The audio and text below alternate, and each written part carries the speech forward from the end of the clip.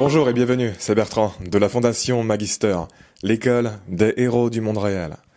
Pour le 16e épisode de la série sur le thème de la reconnaissance, du succès externe, de la patience, de la confiance, de la vision, de la résolution, de l'abondance, de l'audace et de la loi d'attraction.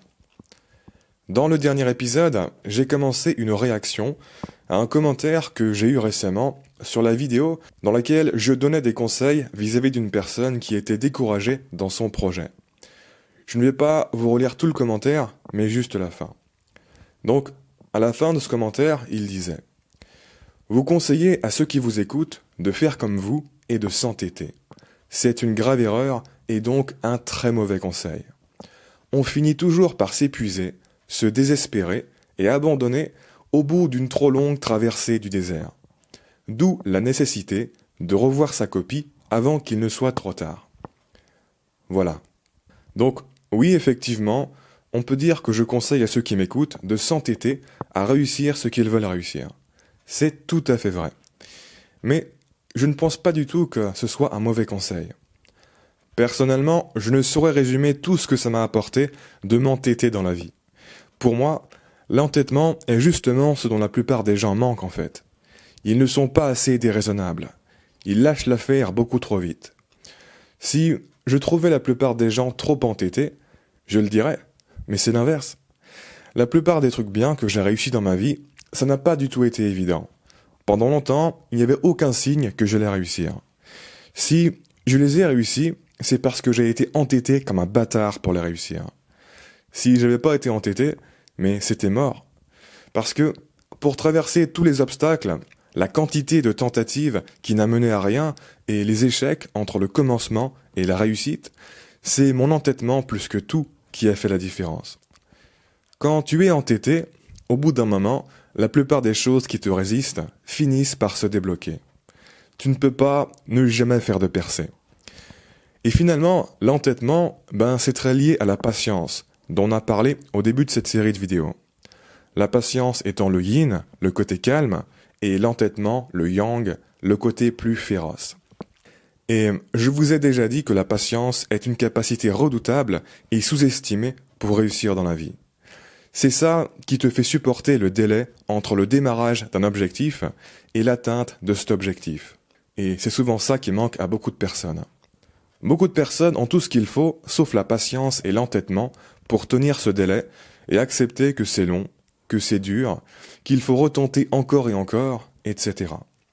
Encore une fois, l'explication derrière beaucoup de trucs bien que j'ai réussi dans ma vie, c'est tout simplement que j'ai été plus patient et plus entêté que les autres. Je n'ai jamais lâché l'affaire. Je n'ai laissé aucune chance de ne pas réussir, alors que les autres, oui. Je suis comme un bulldog qui mord dans quelque chose et qui s'accroche jusqu'à ce que ça bouge plus. Je ne lâche jamais ce que je mords et je n'accepte jamais un échec comme une conclusion définitive. Et j'en suis fier parce que je sais que ça fait la différence. Comme je vous le disais à la fin de l'épisode 89, quand je vois des gens qui sont trop raisonnables, et j'en vois plein, des gens qui parfois croient que je suis largement plus intelligent qu'eux et que c'est pour ça que je fais les choses que je fais dans ma vie, je me dis souvent, bordel, les pauvres, ils ne comprennent rien. Ils ont beau être intelligents, talentueux et tout ce qu'on veut, je sais qu'ils ne vont pas gagner dans la vie cela s'ils ne changent pas. Et le pire, c'est qu'ils n'auront même pas compris pourquoi. Parce qu'ils n'ont pas idée à quel point ils se retiennent et à quel point ça les dessert.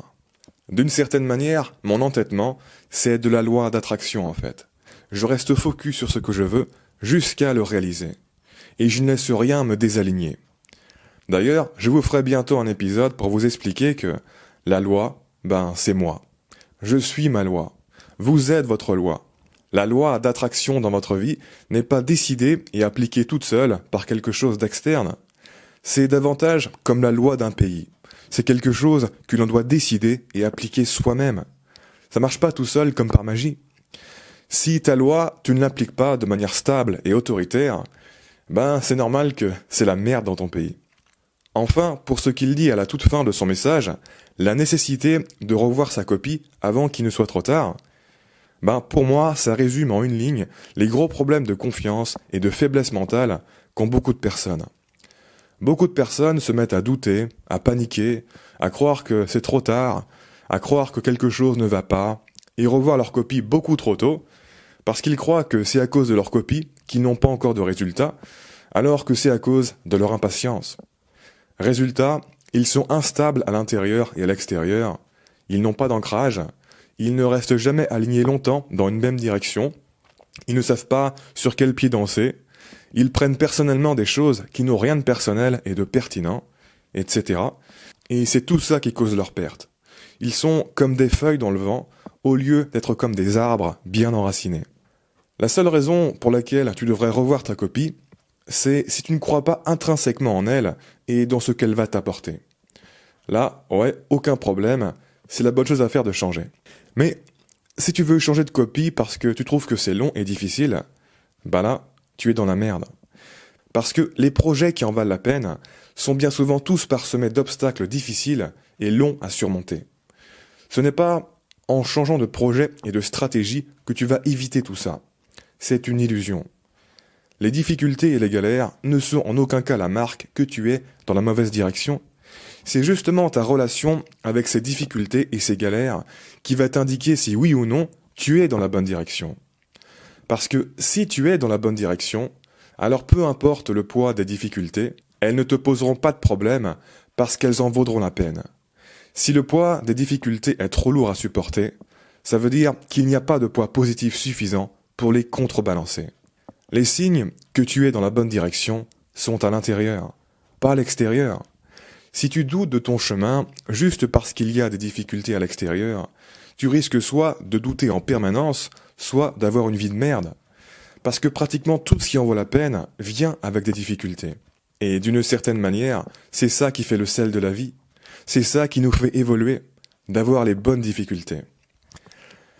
Bref, dans la vie, vous paierez beaucoup plus cher le fait d'être trop désancré que d'être trop ancré. Moi, je crois beaucoup dans ce que je fais. Mes valeurs sont bien définies. Donc oui, je ne suis pas le genre de bonhomme qui va facilement vaciller et douter de lui-même, même s'il y a des difficultés et des longueurs. Il me faut une très bonne raison pour douter. Et vous savez quoi ? Tant mieux. Parce que c'est des personnes comme ça qui manquent dans le monde. Pas l'inverse. Vous ne devez pas vous remettre en question sans raison valable. Certaines personnes m'ont reproché de balayer certaines critiques comme si j'évitais de me remettre en question. Ils se sont dit que j'étais obtus et que je n'acceptais pas de me remettre en question. Mais en fait, ça n'a rien à voir. C'est simplement que les critiques n'étaient pas fondées. C'était juste des suppositions sans réflexion approfondie derrière. Et c'est important de creuser, de faire la part des choses et de ne pas se remettre en question pour rien. Bref, encore une fois, ce qui est intéressant avec ce commentaire, c'est qu'il est assez raisonné. Je suis presque certain que cette personne n'était pas mal intentionnée et y croyait vraiment à la logique de sa position. Et je suis quasiment certain que si on essayait d'argumenter tous les deux, on n'arriverait pas à s'entendre. Ça ne servira à rien. On en revient d'ailleurs à ce que je vous disais dans l'avant-dernière vidéo sur le pouvoir des couilles. Certaines personnes ne peuvent juste pas comprendre l'énergie audacieuse à laquelle vous vous sentez connecté et le pouvoir qui va avec. Elles sont dans une réalité différente. Et ces gens-là vont projeter sur vous les prédictions qu'ils feraient s'ils étaient eux à votre place. S'ils se voient ne pas aller jusqu'au bout, alors ils vous verront ne pas aller jusqu'au bout.